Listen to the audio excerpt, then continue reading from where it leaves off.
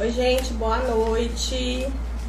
Tudo bem com vocês? Vamos na nossa quinta-feira diagnóstico na prática, mais uma aula ao vivo para complementar as aulas das nossas alunas do curso diagnóstico do transtorno do espectro autista. Para quem não sabe, toda terça, meio-dia, quinta às 20 horas, nós temos aula ao vivo sobre diagnóstico na prática, que são aulas que complementam o curso das nossas alunas diagnóstico do transtorno do espectro autista, que é um curso que nós temos aqui na Brinquedos, que tem 100 horas, mas toda terça e toda quinta eu faço uma aula ao vivo. As alunas não precisam estar presentes, mas esse conteúdo recheia lá o curso delas, tá bom?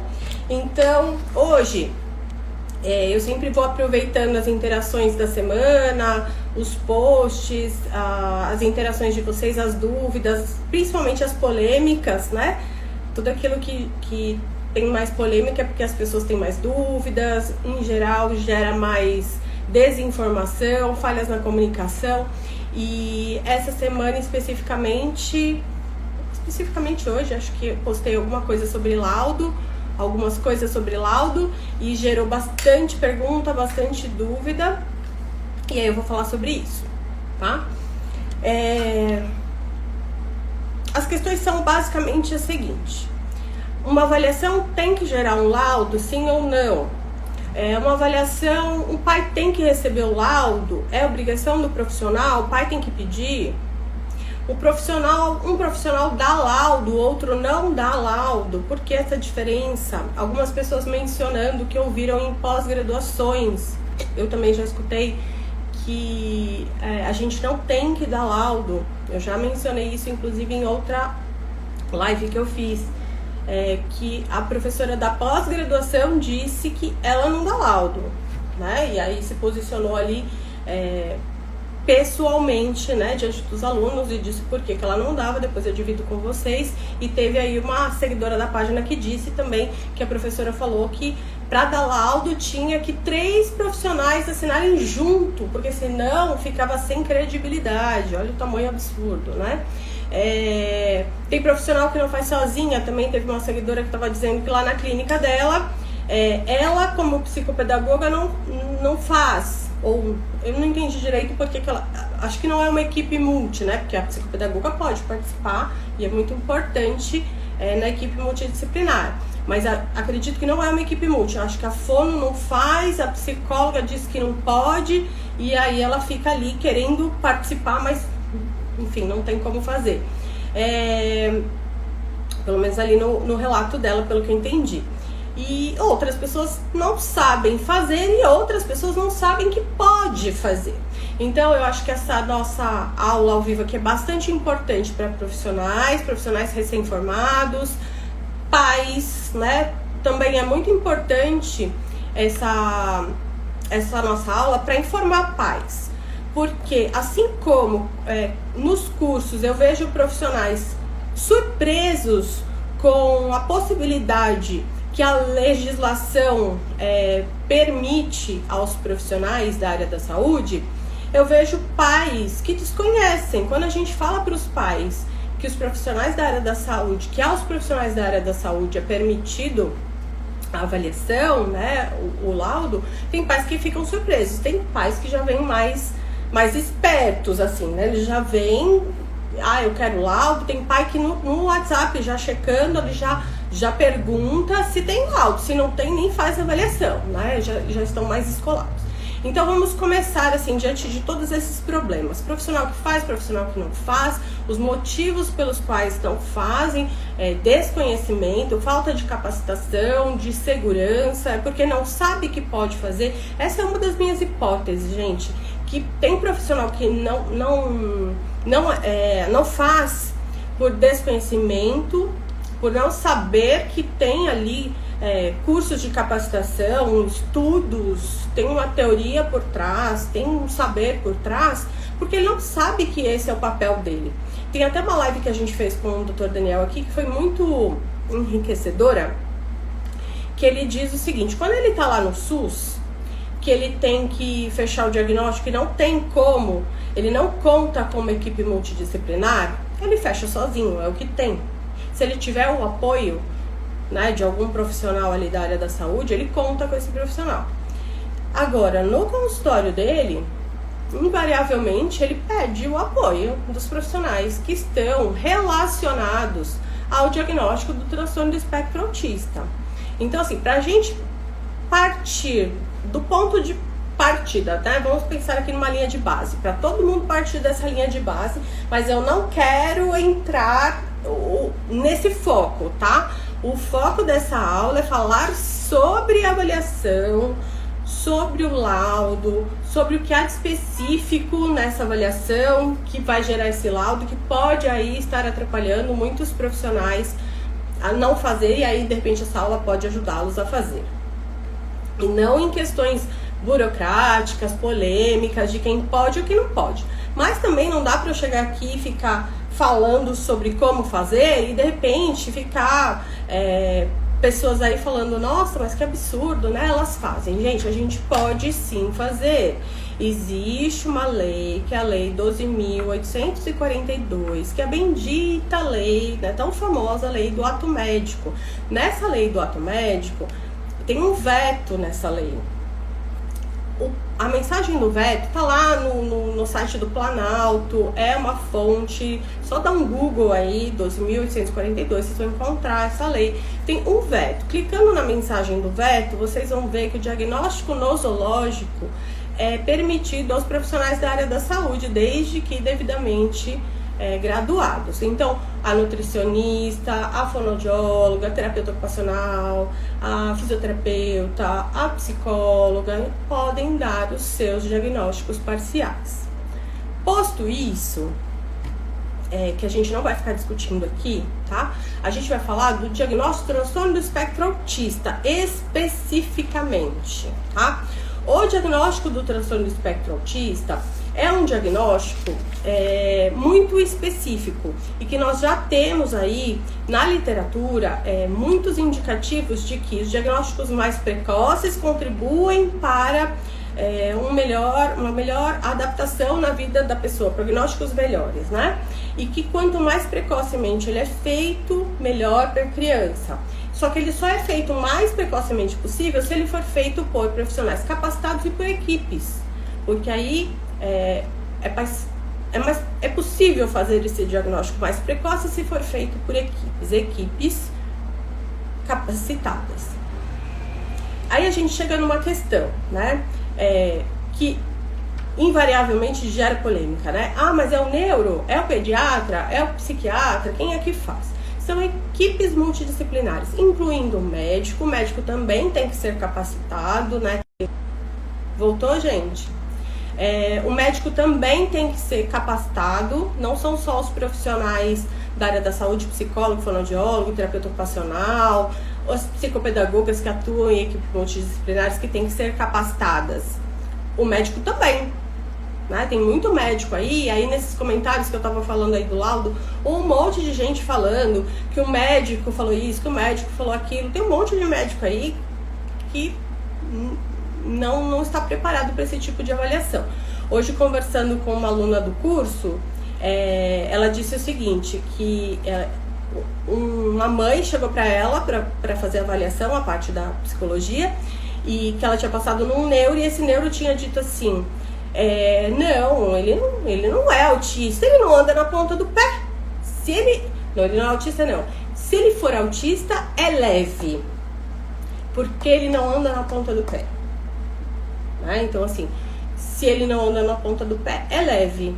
E também diminuindo a questão do leve, né? Porque a gente sabe que os autistas leves também não têm uma vida necessariamente fácil, né? Mas isso é tema para uma outra live.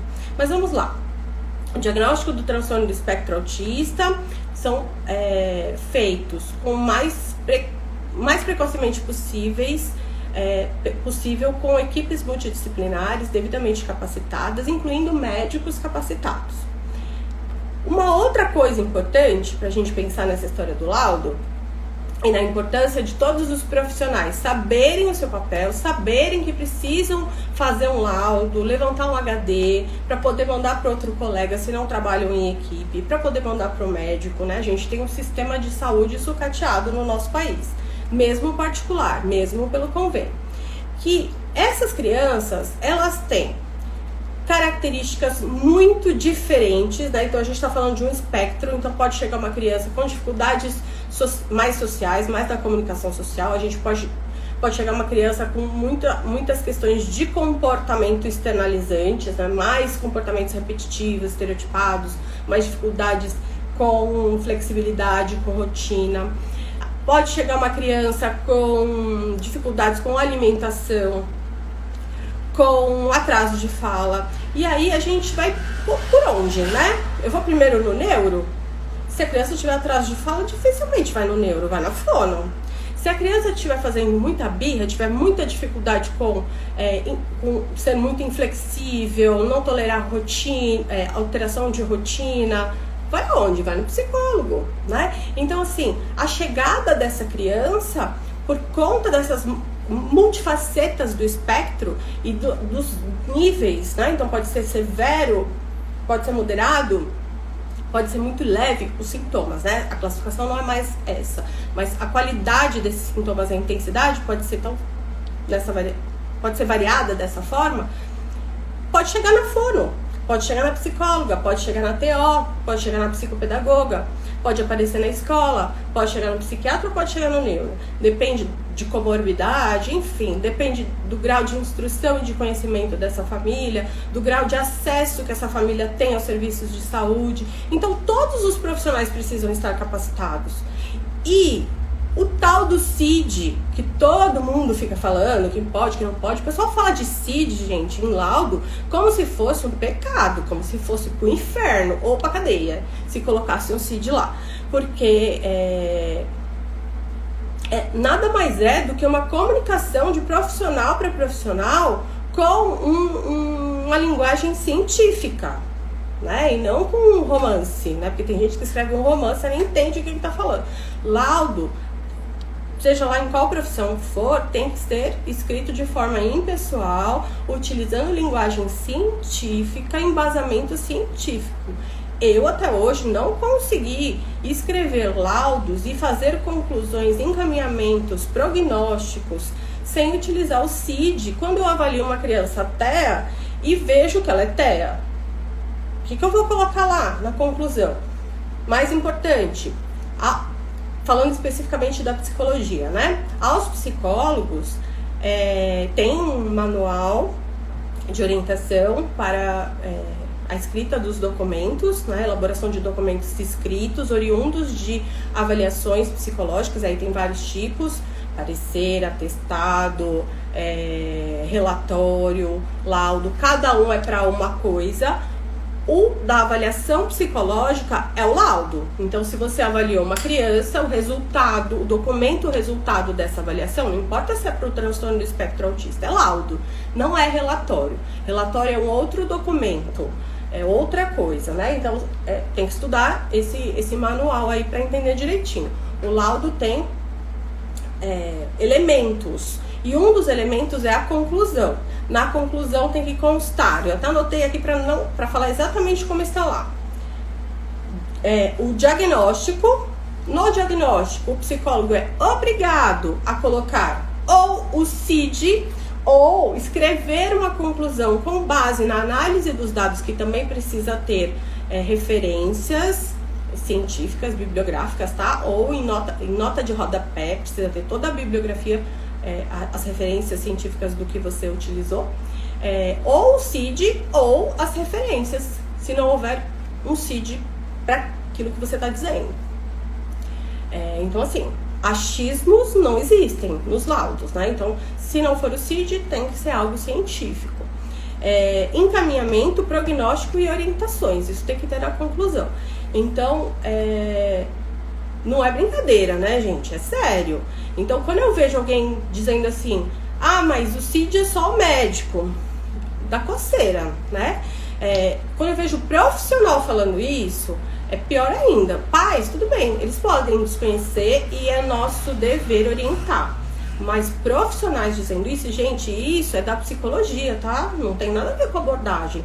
A psicologia é o grande guarda-chuva, dentro dela estão todas as abordagens. Se dentro da sua abordagem você consegue embasar cientificamente, com referências, colocar na conclusão, fazer análise e ok, né? O que é importante é que um outro profissional lá no Acre pegue o seu relatório e entenda, porque a linguagem tem que ser técnico-científica, e se eu não sou eu não quero usar sempre a mesma abordagem, porque senão fica parecendo perseguição, mas, sei lá, eu sou da comportamental, e aí, eu vou falar então, eu sou da psicanálise, e aí alguém lá da comportamental vai pegar meu relatório, ele tem que entender. Eu não sou obrigada a estudar psicanálise para entender o que ele escreveu, então a gente tem que usar termos técnicos, científicos da psicologia e não de abordagens específicas. Por isso o CID é mais fácil, né? Quando você coloca na conclusão. Isso se você chegar a um CID, né, gente? Tem casos que a gente não encontra o CID, mas tem lá no CID o Z, né? Que muita gente não conhece, né? Mas o Z representa, dá conta muitas vezes de situações onde não se chega a uma conclusão referente a um transtorno psiquiátrico, por exemplo, né? Deixa eu ver aqui, se a avaliação for interdisciplinar, ou seja, a psico participa junto com a fono, o TO e médico, na mesma avaliação você sugere que cada profissional faça um relatório não, Leila, inclusive nesse manual tem tem as orientações para este relatório multi ou inter, né? Nesse manual já está bem atualizado, ele dá orientações. Então, como que a gente faz aqui? Vocês podem fazer um documento único, cada um com a sua parte. Aqui no Instituto, inclusive, a gente explica isso no curso, no curso de diagnóstico de transtorno do espectro autista, a gente explica como a gente faz, porque aqui a gente faz o laudo da equipe. A gente faz a parte de psico, a parte de fono, a parte de neuropsi, cada uma assina a sua parte, depois a gente faz a conclusão da equipe. E isso é importante fazer separado, para que não fique entendido que, por exemplo, a fono aplicou os testes de psicologia. Então é importante que tenham assinaturas dentro do documento, que setorizem, e depois assinaturas não, que tenham... que fique claro o que foi, né, uma parte, outra parte, e assinaturas depois dando a conclusão da equipe. E aí é importante que no laudo interdisciplinar, multidisciplinar, enfim, seja preservado questões mais sigilosas com relação à psicologia, tá? Bom, a gente estava aqui falando, né, do quanto é importante que os profissionais se capacitem, porque essas crianças podem chegar na fono, na psicopedagoga, na escola, enfim, e que todos esses profissionais precisam saber o que colocar num documento para poder conversar com outro profissional, né? Quando a gente fala de laudo, muita gente associa somente a benefícios, benefícios direitos, né? Reembolso, benefícios sociais, enfim. Mas o laudo, gente, ele não é somente isso. Isso é muito importante.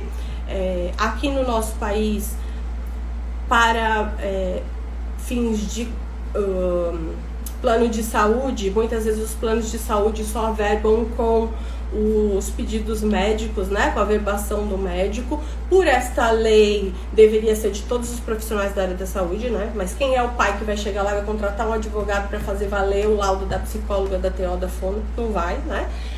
Mas eu tô falando, gente, de qualidade técnica.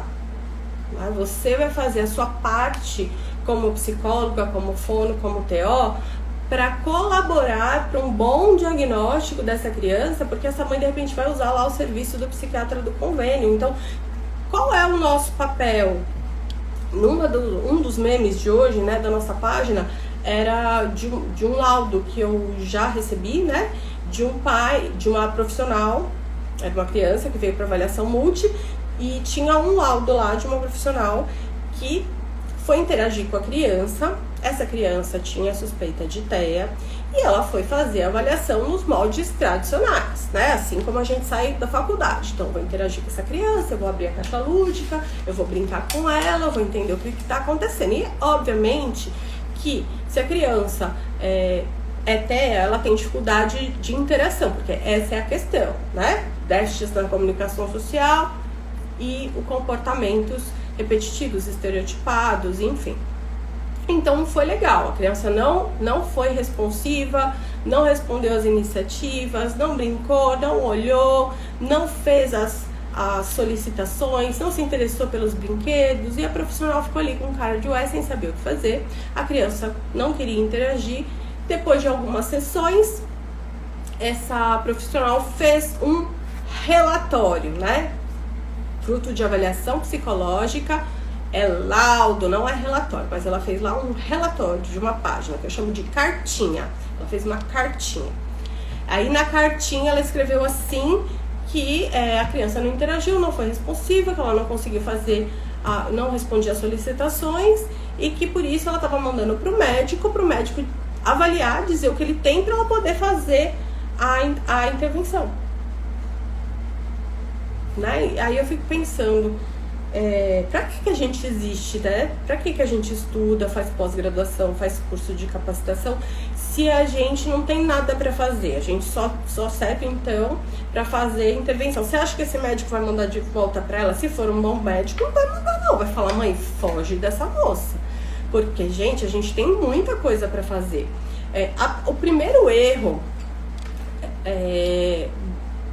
quando a gente se coloca dessa forma, né, de eu não sei o que fazer, então eu vou mandar para o médico me dizer o que é que ele tem, é porque a gente acredita que a gente não tem um papel, né? Então, a gente tem um papel importante, pensando em todos os profissionais da área da saúde.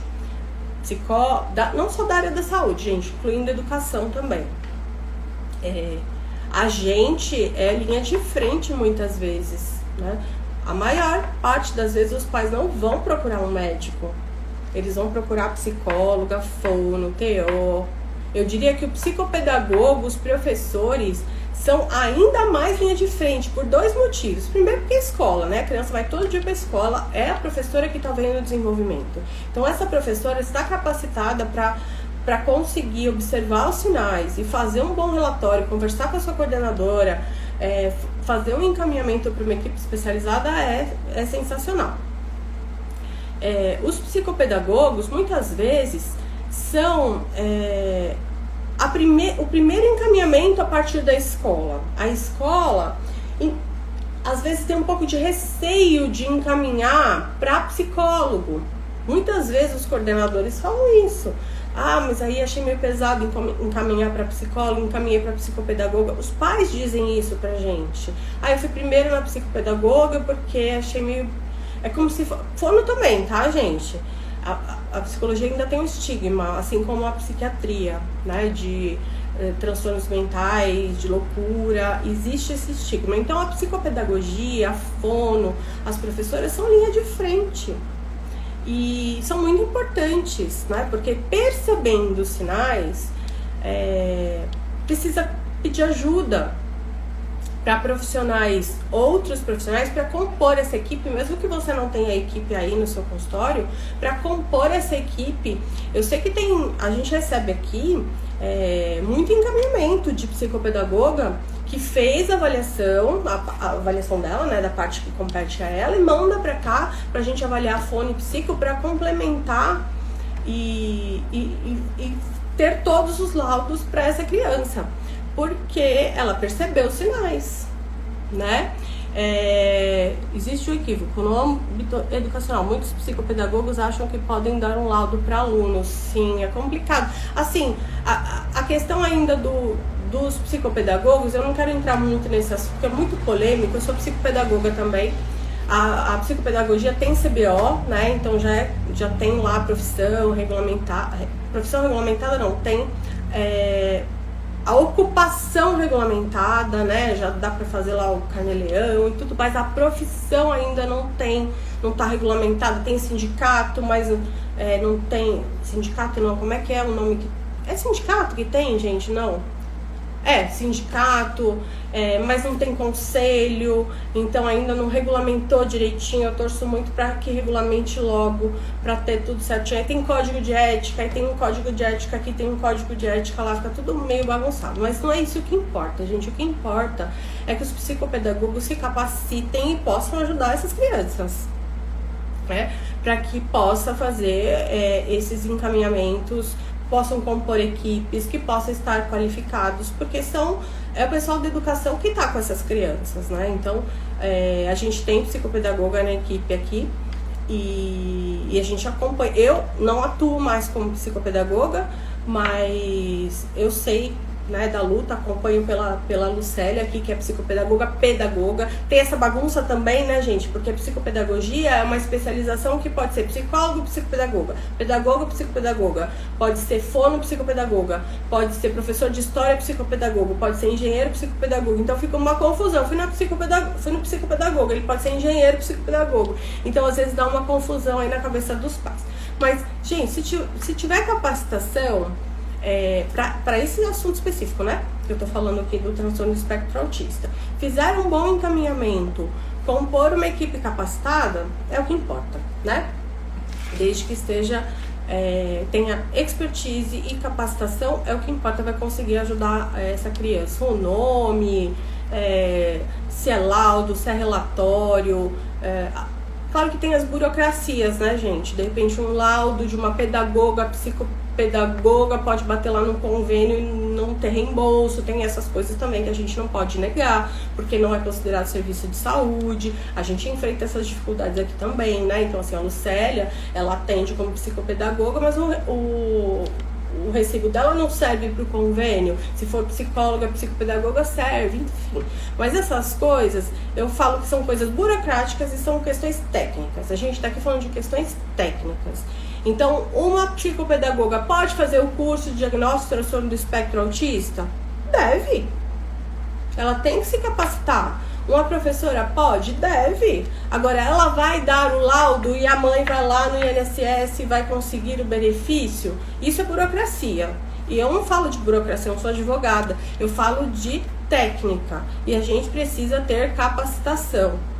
E o curso que a gente dá aqui é de capacitação, para proporcionar aos profissionais o olhar treinado para poder avaliar crianças com suspeita de TEA e desenvolvimento atípico. Se ela é psicóloga, se ela é professora, fonoaudióloga, não importa. O curso fala sobre manejo, né, para todos os profissionais de todas as áreas, né?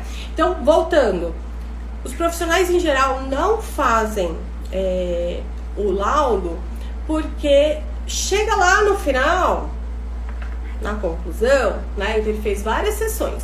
Aí ele vai construir o laudo.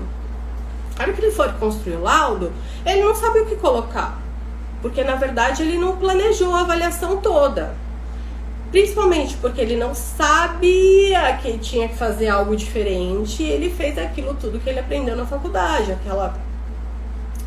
aquele brincalhão, né? Então, assim, eu vou ser brincalhona, eu vou ser divertida, ou aquela coisa mais educacional. Isso vale também para as pros e para as pedagogas, né? Eu faço bastante supervisão e eu vejo que, assim, as fonos falam, brincam, interagem. Então, às vezes, elas enchem a criança de demanda.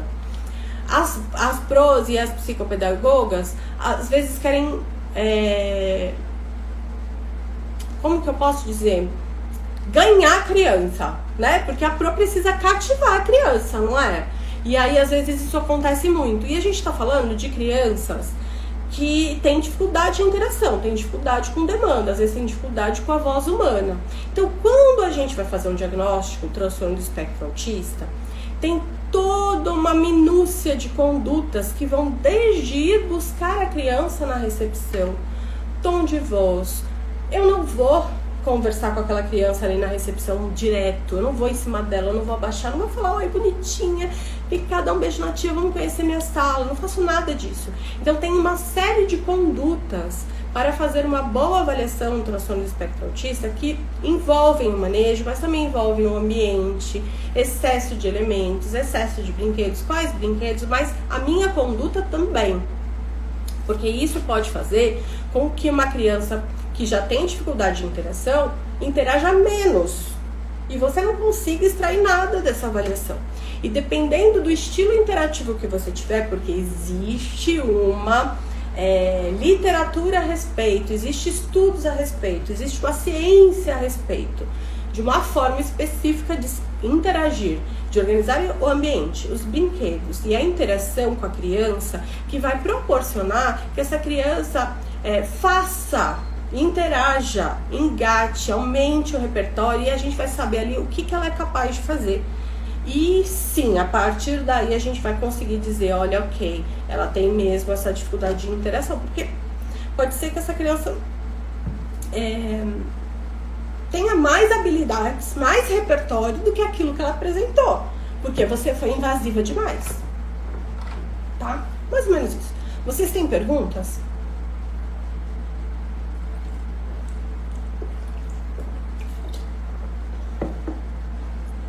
Gente, eu tô vendo algumas pessoas falarem aqui sobre o nome. Na psicopedagogia, tem nomes diferentes até de quando eu estudei psicopedagogia, né? Na própria psicologia, recentemente, eles mudaram, e aí eles condensaram alguns, tiraram um nome, enfim. Aí vocês têm que ver direitinho como é que tá na psicopedagogia, mas é aquela coisa, ainda como não tem um conselho, enfim, isso pode ficar meio bagunçado. Mas eu diria que isso importa menos. Agora, como vocês não têm um conselho regulador, vocês também não vão ser punidas. Então, façam com qualidade, isso é mais importante.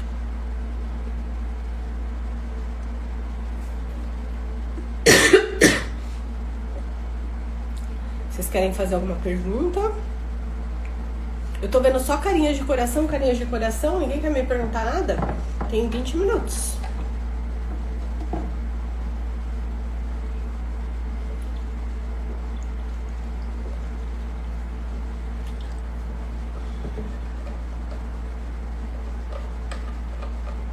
Ó, eu tô vendo aí a Anaildes Mota dizendo, laudo é médico.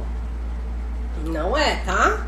Já falei aqui, qualquer profissional da área da saúde, graduado, pode dar o laudo da sua área. O transtorno do espectro autista é um transtorno que envolve a parte da psicologia, por conta das questões comportamentais, da fonoaudiologia, por conta da comunicação social, da terapia ocupacional, por conta das questões sensoriais, a psiquiatria, por conta de várias questões, né? E até a neurologia por conta de outras questões. Então, todos esses profissionais podem estar envolvidos e podem dar os seus laudos com os CIDs, dando as suas opiniões sobre o que avaliaram, tá? Se vocês tiverem dúvida, eu vou deixar aqui nos comentários. Deixa eu ver se eu consigo comentar aqui. Não consigo? Como assim? Eu não consigo comentar, gente? Que absurdo. Consigo. Lei 12.842, que é a lei do ato médico. Aí vocês têm que ver a mensagem do veto, tá? Não é a lei que vocês têm que ver, não. Porque a lei fala sobre o que o médico pode. Aliás, o que é restrito ao médico. Toda a lei, essa lei 12.842, é a lei do ato médico. Então, tudo que tem lá na lei é o que o médico pode fazer. Só o médico.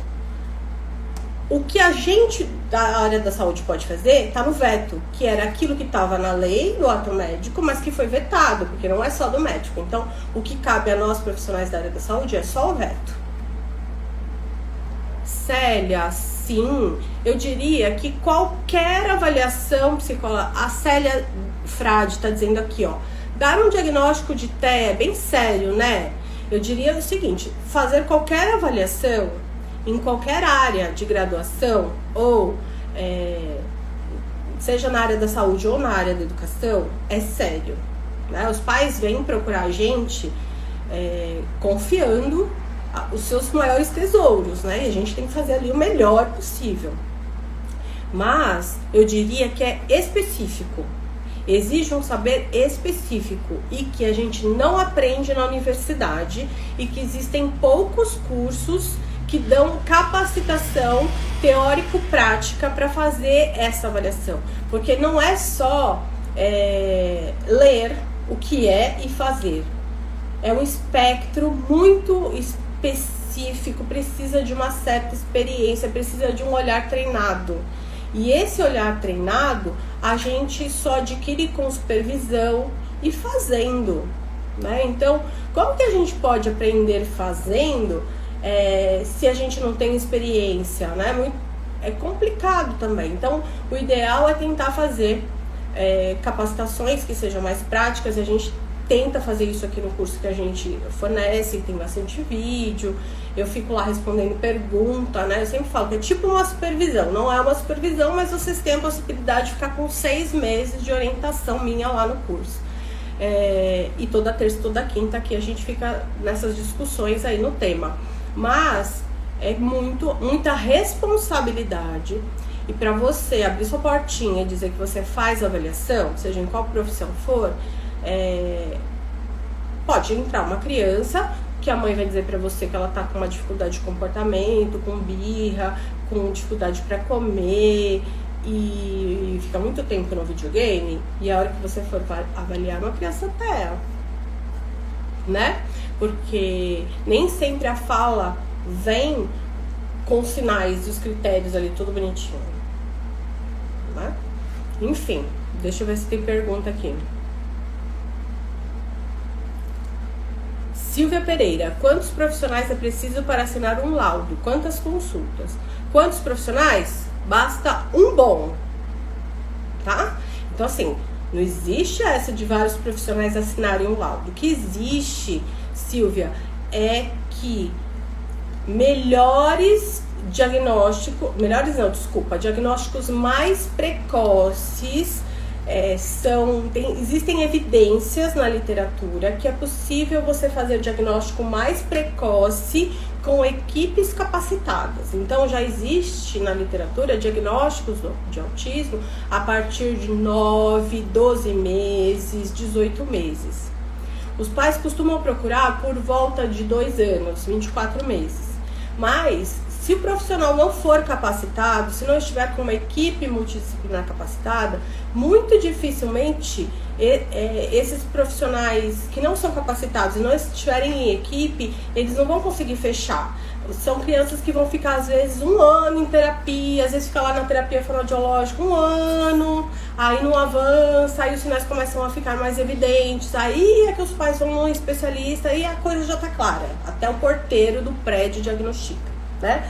Então, assim, essa história de equipe, as evidências são que diagnósticos mais precisos e mais precoces, mas e também é uma opção dos profissionais. Aqui no Instituto de Psicologia na Vila Guilherme, nós só fazemos avaliação de sinais de risco de TEA, desenvolvimento atípico, em equipe. É uma decisão do Instituto, porque nós acreditamos que desta forma é mais adequado, seguro. Nós gostamos de trabalhar em equipe, um profissional complementa a avaliação do outro. Então nós atuamos assim, e nós temos a parceria de um médico que não fica aqui, mas ele é nosso parceiro no sentido de discutir caso. Ele manda pra gente, a gente manda pra ele, que é o Dr. Daniel, que faz as lives aqui com a gente, que vocês já podem ter visto falar, inclusive ouvido ele falar que ele não fecha sozinho,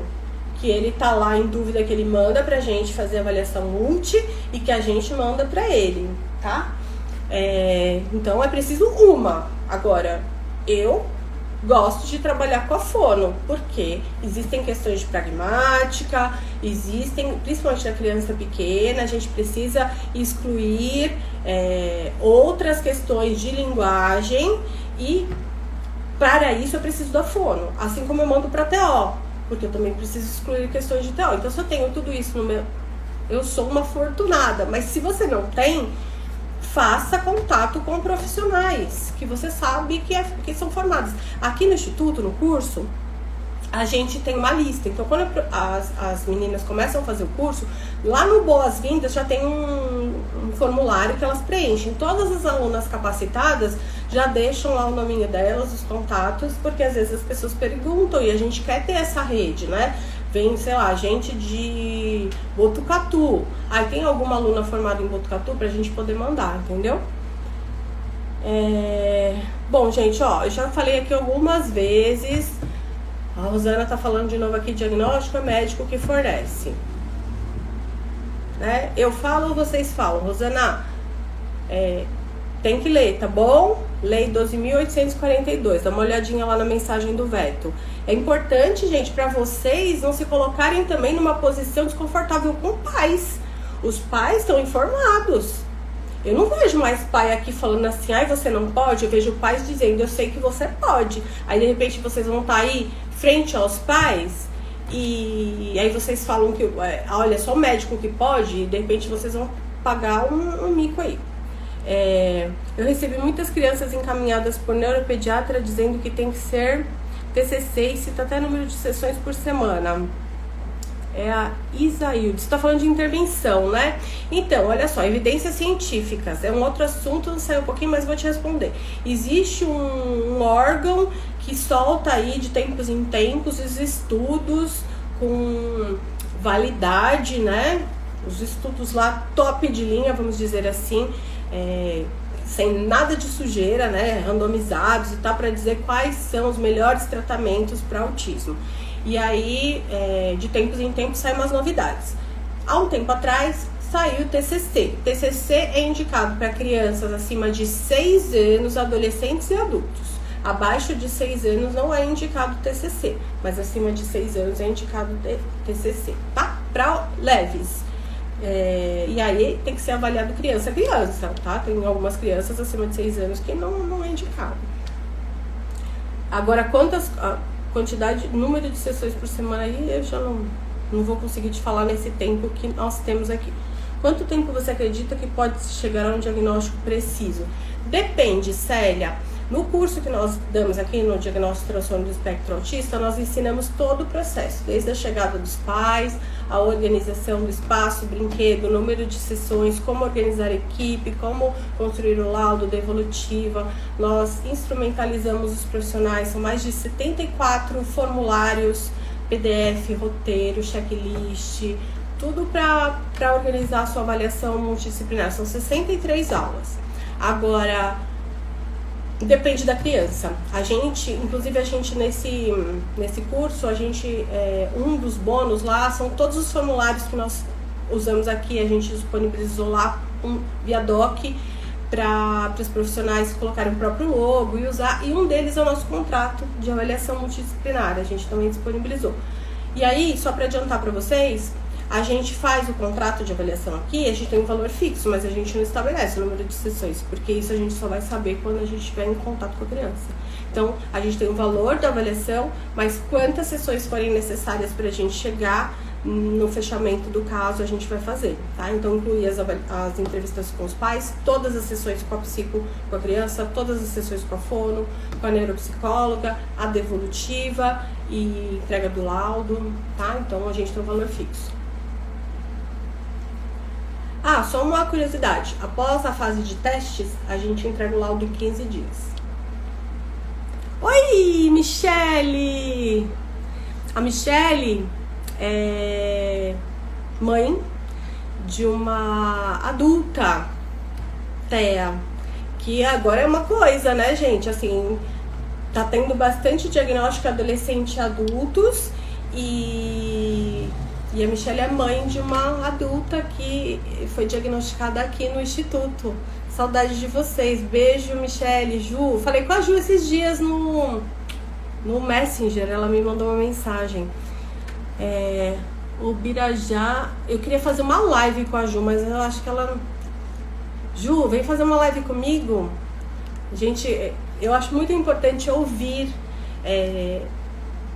ouvir as pessoas com transtorno do espectro autista, né? Dar, assim, lugar de fala mesmo, né? As crianças ainda não têm essa possibilidade. A gente sempre acaba escutando dos pais. Mas, e aí tem um monte de gente aí que tem Instagram, enfim, mas seria um privilégio conversar com a Ju, uma pessoa incrível. Boa noite, uma pergunta que já fez um comentário sobre a recepção de uma criança. Quando aquele lance de se abaixar e ficar na altura da criança para interagir com ela, não seria esse momento, então? Ai, Birajara, não entendi.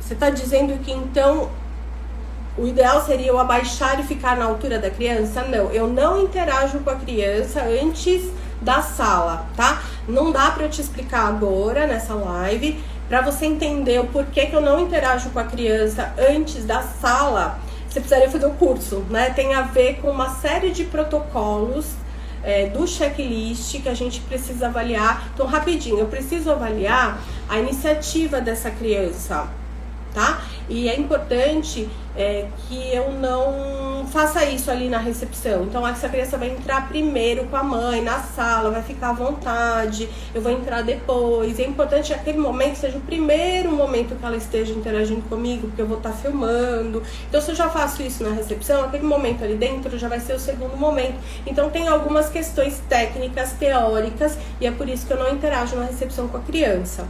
A mãe é informada disso no primeiro dia, tá? Pra ela não achar meu comportamento estranho. E também, porque se a criança tem uma questão com muita demanda, ela pode ficar desregulada. E ela já entra pra sala desregulada, isso afeta a qualidade da minha interação. Falei muito rapidinho, isso é esmiuçado no curso, assim, em várias aulas e muito material, muita apostila, tá? Se eu indico sempre aba, não. A live vai ficar salva. Ah, ela disse que sente minha falta. Eu também, viu? Adoro atender. Agora que essa pandemia tá meio difícil, né? Porque eu tô aí em aula online com as minhas filhas, tô com a agenda super reduzida. Mas, quem sabe, né? Essas coisas melhoram logo. Bom, gente, deixa eu ver, tem uma pergunta aqui.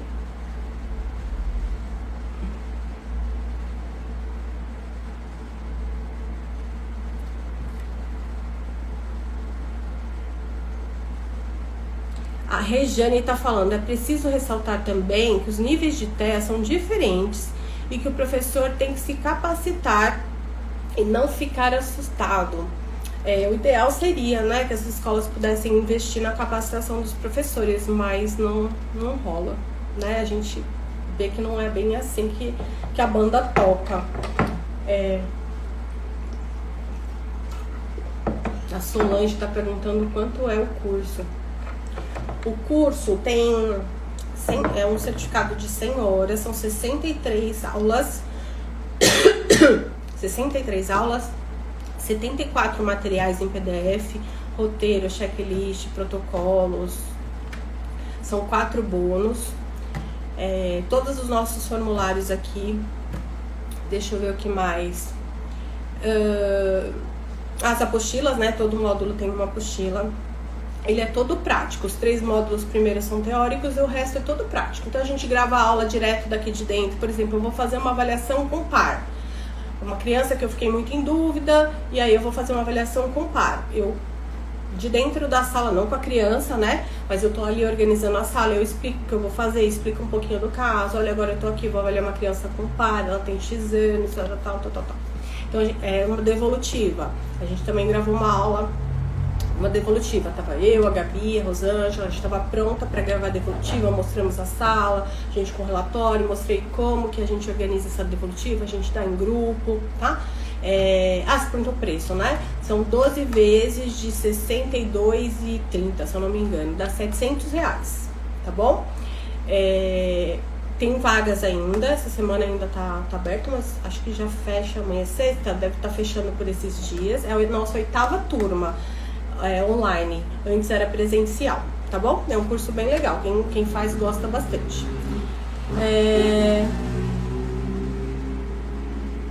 Ana, a nossa live está acabando, eu tenho medo de cair e não ficar gravada, mas AT não tem nada a ver com diagnóstico, tá? Depende do que você quer. Você quer aplicar programas? tá? Você é psicóloga, você pode fazer especialização e construir o programa, você pode fazer um curso de aplicação e só aplicar o programa. Você não tem o raciocínio clínico do programa, você só pega o programa e aplica o programa. Você quer avaliar crianças. Eu, por exemplo, a minha atuação é em avaliação. Eu atendo crianças muito pouco, né? Eu atendo, mas não é meu grande público. O meu maior público é em avaliação, até por conta da minha agenda, né? Isso não dá, mas eu gosto de atender e atendo, mas menos. Tá bom? Então vocês precisam entender mais ou menos o que vocês querem fazer. Não dá pra fazer tudo, tá, gente? Não dá pra fazer tudo com qualidade, não. Gente, eu vou, senão vai cair. Tá bom? Um beijo pra vocês. O link do curso tá aqui na nossa página do Instagram. É só entrar na página, lá em cima, do lado do logo, tem o link do curso. Mas eu vou falar aqui. Não adianta eu colocar aqui, porque depois vai cair a live e vocês não vão ver mais. Mas é www.diagnosticotea.com.br/curso Roberta 2. Mas tá aqui o link. E vocês clicando lá, é uma página do curso. Aí lá tem todas as informações, tem um vídeo meu explicando o curso, todos os módulos, tem depoimento de quem fez, tem perguntas e respostas, tem certificado pelo MEC, quem pode fazer, enfim, tudo certinho, tá bom? Tchau, gente. Obrigada. Até terça.